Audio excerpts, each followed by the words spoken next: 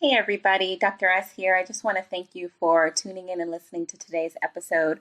I am really excited to share this guest with you because, as many of us know, even though we're all in different fields and all on our own individual entrepreneurship journeys, it's really hard to make it as a creative. And yes, entrepreneurship is hard in general, but I think that creatives sometimes have a very unique challenge because there's always that interpretation about what is art and what is valuable and what is worthy. And so I came across this guest's work while I was in France one year.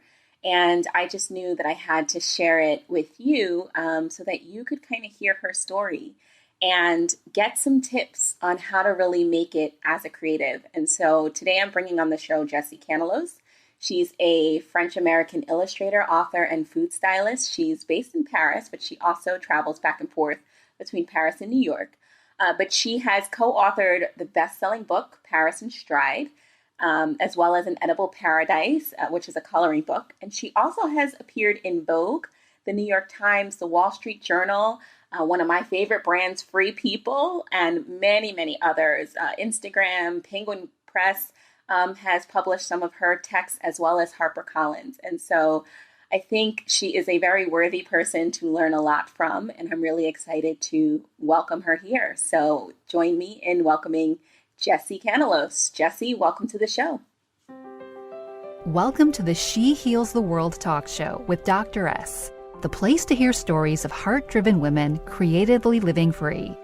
Our episodes highlight conversations and insights that support the values of self-care, creative and personal freedom, slower living, happiness, health, and wellness to help you live your absolute best life. To be a part of the movement and join the conversation, step inside our free Facebook group, She Heals the World, and say hello. It brings me great joy to bring you our next episode.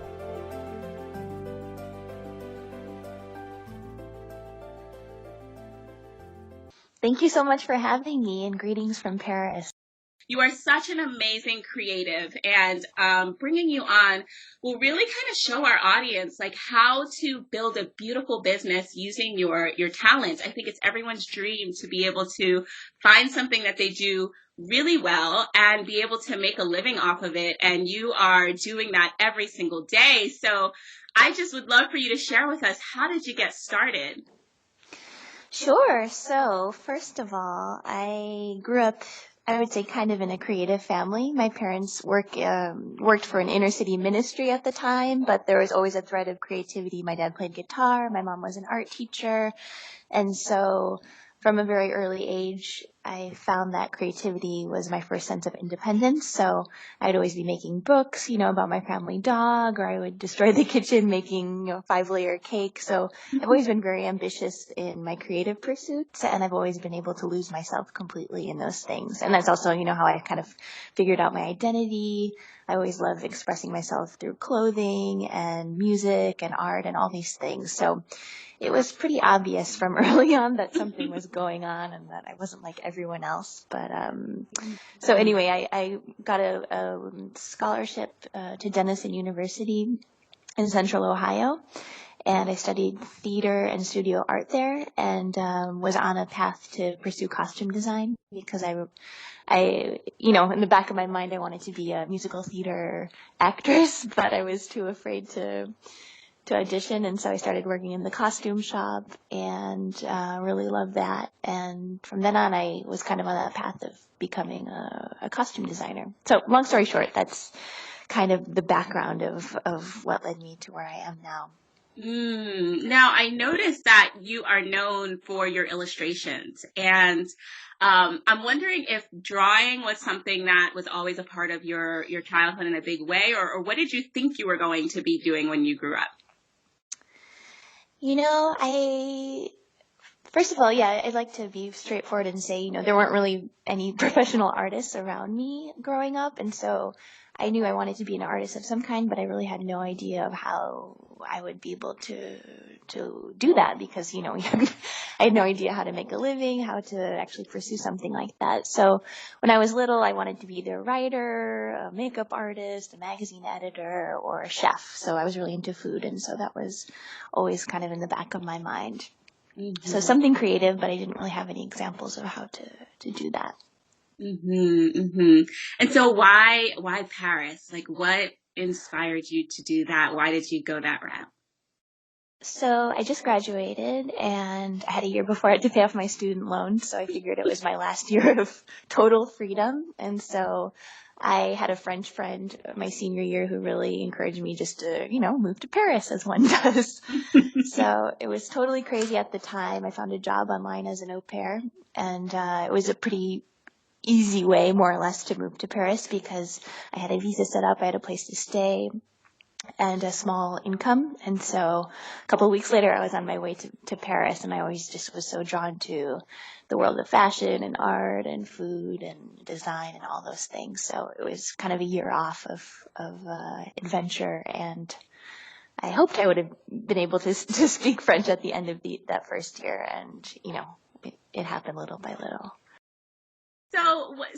Okay, so you moved to Paris, which must have been like totally scary. Like, what was your family supportive of that move, or were they like, "Are you crazy? What are you gonna do?" How did that happen? Yeah, well, first of all, they did think I was crazy. I thought I was crazy, but I mean, I feel like the leap it wasn't a huge leap because I did have kind of a life set up. I had a job, I had a place to stay, etc. But I don't know. It was very different. First of all, culturally, it was very different. I was living with a family, and so it was a lot to learn very quickly as far as customs and getting along, and also being in someone else's space. And I was living just in a room in the family's apartment, and so I would just go out and walk around pretty much all night long, just because I wanted to have my own independence and my own space. And so that's, when I started thinking through ideas visually, and it was kind of a sense of catharsis, drawing and figuring out where I was in this space, this new land of confusion. So. And so when did you start drawing seriously? Like thinking about, okay, I think I need to make this shift and really become an illustrator. So I mentioned I had worked in costume design a bit, so I had accepted to do a master's degree in costume design in Boston after my first year in Paris. And it just seemed like the right thing to do at the time because my year had ended, and I felt like I wanted to pursue an MFA because, I was thinking about going the academic route, and, there's the pending financial crisis too, so I thought it would be the most logical thing to do. But finally, the program didn't really work out for me, but at the same time, I was drawing intensively in my costume sketches, and I quickly learned that drawing in general was something that I could do all night long. It's something that I could just lose myself in. And so I think those are the moments where I really started to enjoy drawing and really committing to getting better and just following that impulse. I think like I can so relate to you on this because I went the academic route, and in my heart, I love illustration. And I always say like when I'm, in my downtime, I kind of like doodle and draw little things, but I'm pretty bad at it. And so I guess my question to you is, do you think anybody can create a career, even if it's part-time, as an illustrator doing their own illustrations? Or do you feel like folks really need to be professionally trained, even if they don't feel like they have the natural gift that I think you may have had your whole life? Yeah, it's a really great question. I mean, part of it is a small bit of talent. A lot of it is just having that fire to pursue, when you have an idea and inspiration. I'm self-taught, watercolor is self-taught, and so you can definitely see it in my style too. That sets me apart is because I don't have this traditional school training of watercolor, which can be very formal and a little bit static. And so I think it's just a matter of having the fire, a little bit of talent, and really just working really hard to get better and to create the best possible presentation. So, I mean, that's the other thing about, this MFA program that I wanted to do. I don't think it's necessarily good for artists to do MFA programs, especially if they come out with crippling debt, because, being an artist and starting out is not easy, and it takes many years to get a steady stream of income coming in. It's still not always certain. And so I think MFA programs can be wonderful, especially if you're in New York or a city where it's related to a network, a professional network that you can jump into right away. But otherwise, I'd rather be straightforward and say, be cautious when you're taking on an MFA, because it's not necessarily obligatory in the whole scheme of things either. So speaking of that, with coming out of debt and going into college and going into a master's program and worrying about how am I going to actually make a living from this, what was a turning point for you where you saw that, like, wow, I think I need to be a full-time illustrator and I think I'm going to be able to make a living from this? Yes. So back to the story. I don't know, this isn't really a very chronological timeline, but when I was in Paris, I met my now husband. So we were married in 2011, and that's when I moved to Paris, more or less indefinitely. And so I was living in New York right before then, and was very intimidated to move back to Paris because I couldn't really imagine what I would do professionally. And so I decided before I moved back that I would do anything in my power to find something to do and commit myself 5,000%. So I knew that I liked illustration. I started a blog when I moved back, just recounting my experiences about being a newlywed in Paris and all the customs. Started adding little illustrations just because I was a really bad photographer. And my husband was very encouraging and said, like, hey, you should show your illustrations. You could work for magazines and this and that. And so I spent the time to get better and to improve my craft and put together a portfolio. And little by little, I was able to start contacting people. And at the same time, I also started working as a food stylist. So I started 2 different creative practices at the same time. And I think that was good to, develop my network, because I was starting over completely in a new country, and was kind of a side gig at the same time. So while I was starting to get commissions as an illustrator, I also had other work on the side. So at that point, there was a moment where I came to France, and definitely was a very extreme situation, but I said to myself, I'm going to be an illustrator and I have a little bit of talent. I'm going to take the time to really just do the best that I can. And over the span of many years, it got better and better. What was your first big gig? I mean, you have some heavy hitters on your resume, my darling. I mean, Instagram on here, Free People, who I love, Harper, Penguin, and then you have all of your books. And so what was the big gig that you got that really, like, excited you and changed your life?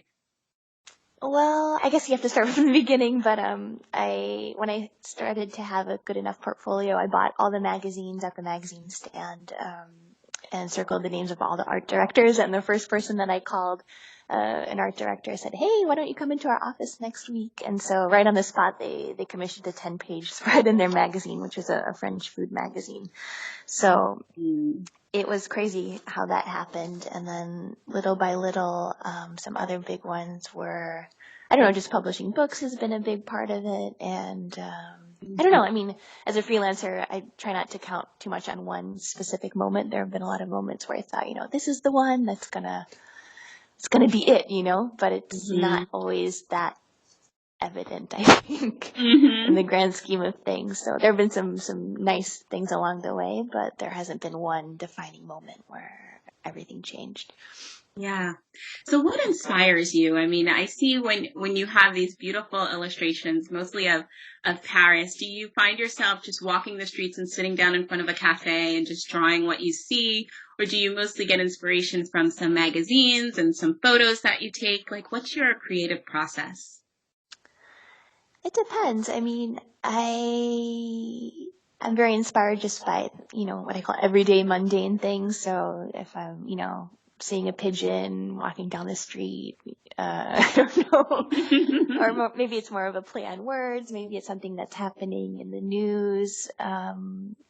I try to keep on top of U.S. news as well. So it really depends. And I keep a sketchbook, but it's more of a chicken scratch sketchbook where I just write down little phrases or things like that. And sometimes things come to me, and sometimes it takes a little bit longer to find a visual to match up with an idea. So it's a mix of a lot of different things, but I also walk a lot. I think it's a really great way to find ideas and to decompress. And sometimes the best ways to find ideas are by not working, I find.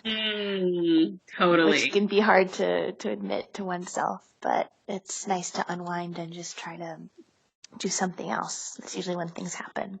So you hand draw everything. It sounds like. It doesn't sound like you're walking around with your computer and using like a special program.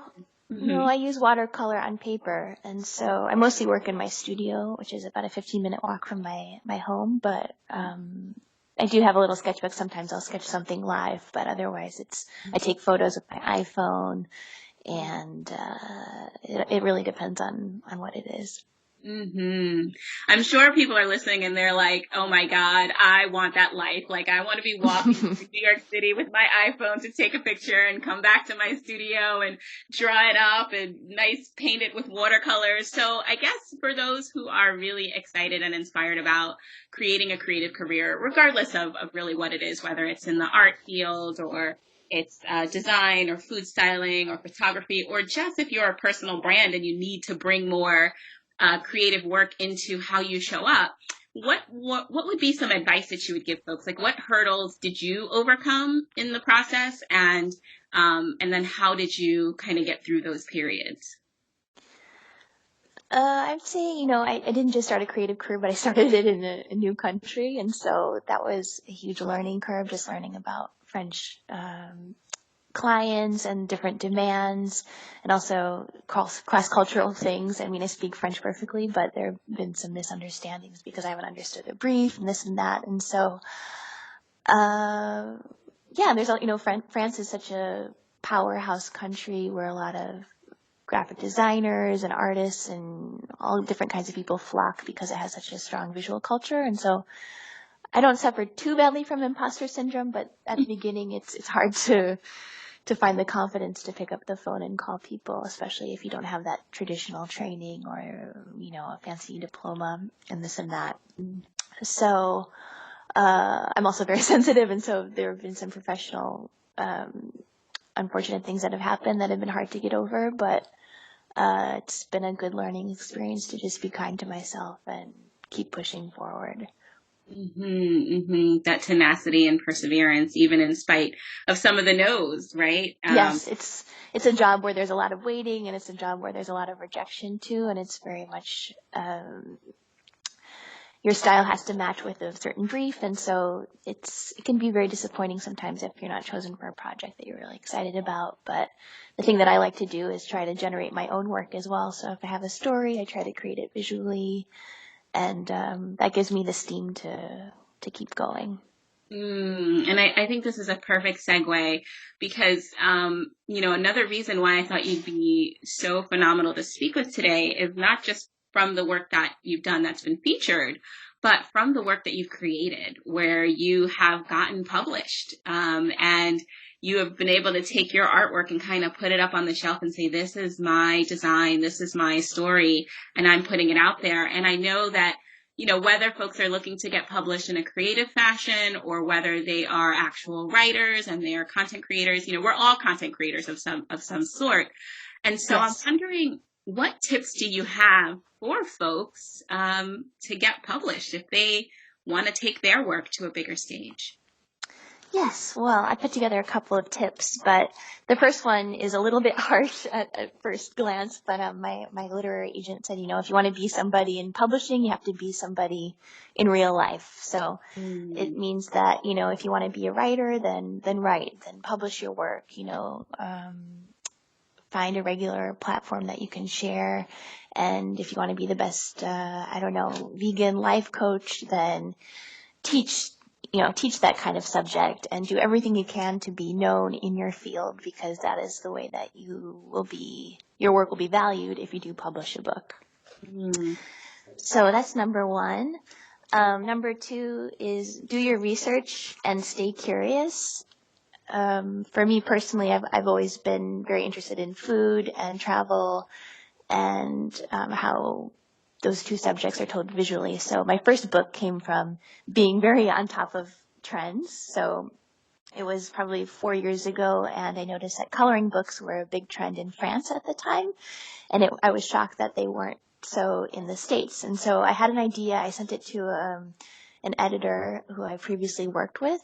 And the following week, I'm not kidding you, there were articles in the New York Times, NPR, all over the place that coloring books were the latest trend in the U.S. So at that point, I was able to sell the idea for my first book because I was on top of what was going on and was able to create a pitch based on that information. So I'd say, if you're interested in illustration, stay on top of what other people are doing. That way you can find an idea that's relevant. And a lot of times, even if you find an idea that's relevant now, you have to remember that publishing a book will come out, the book itself will come out in a year or two from now. So it has to be something that has some kind of weight to it.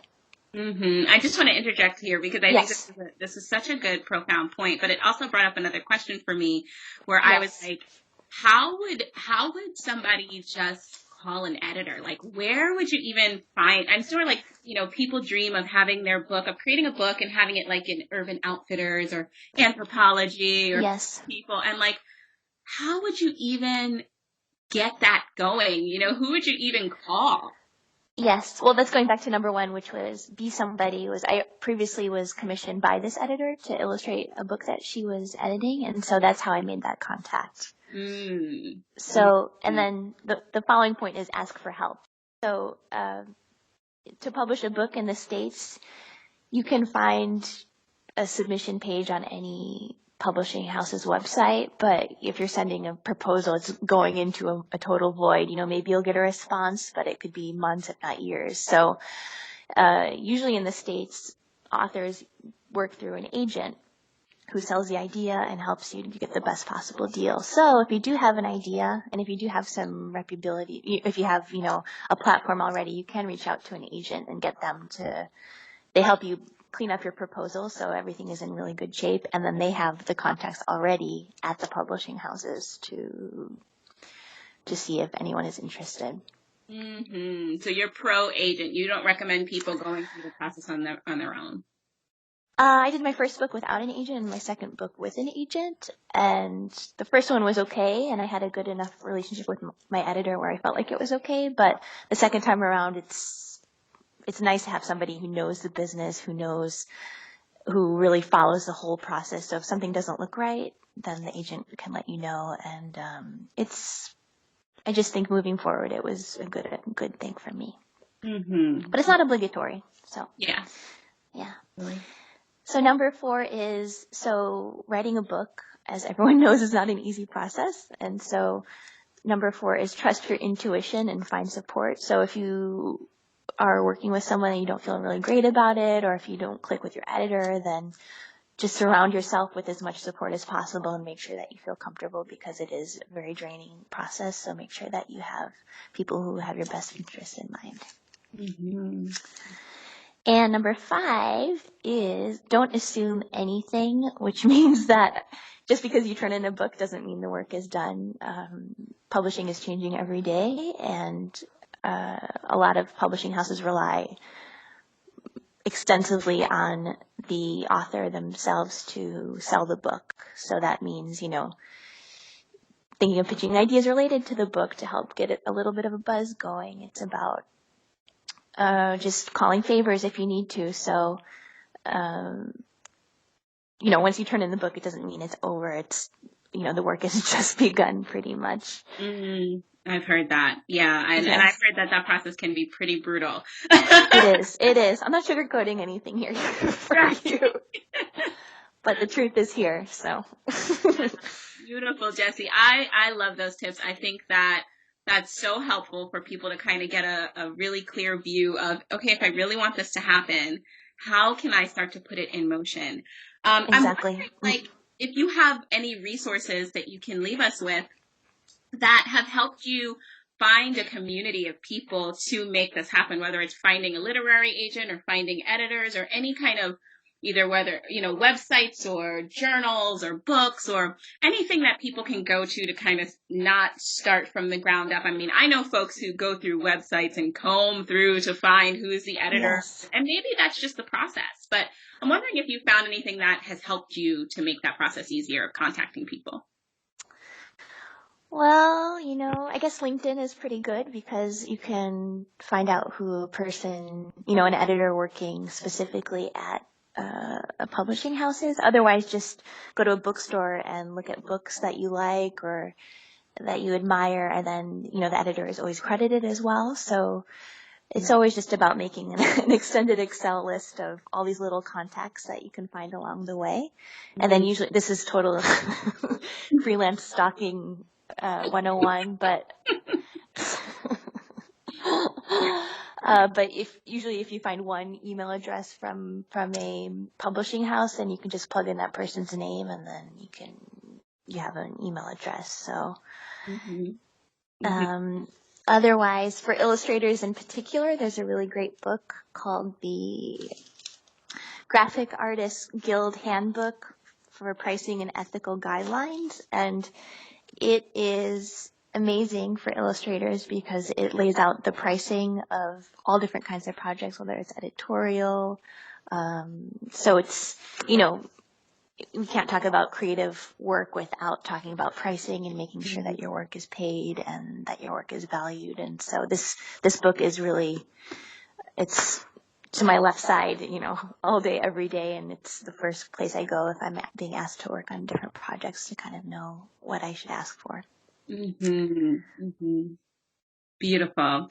Jessie, this has been so amazing. I always say, your work just brings me back to my childhood. It's like such a breath of fresh air. Every time I look at your Instagram or look through any of your texts, it's just really inspirational. And it reminds us all that, you can do what you love. You can make a living from doing what you love. And so I just want to thank you for joining us today and sharing your story and sharing these tips for getting published, because again, this is whether or not you're an illustrator, you can follow these tips to start to put your first book out there. And I'm sure many will be doing that. So if you could give any piece of advice to your 10-year younger self, what would it be?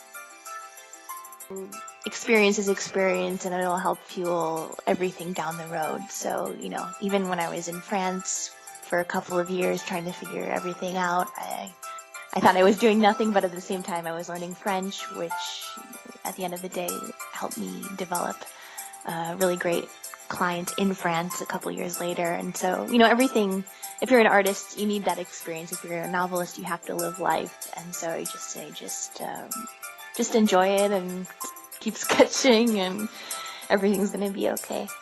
Everything's going to be okay. Beautiful. Thank you, Jessie. How can our audience find you and support your work? Well, on Instagram, first of all, my book, Paris in Stride, an insider's walking guide, is available wherever books are sold, preferably in an independent bookstore. Otherwise, I'm on Instagram. Jessie Kanelos Weiner is my handle. I have a website, jessiekanelosweiner.com. I have a blog as well, called thefrankofly.com. I'm on all the channels, so yes, hopefully you can find me. For sure. Thank you. Awesome, Jessie. Thank you so much for blessing us today and for giving us these amazing tips and sharing your work. Keep pushing, and we support you. Lots of love. Thank you so much. Take care. Take care. Bye-bye. Well, there you have it.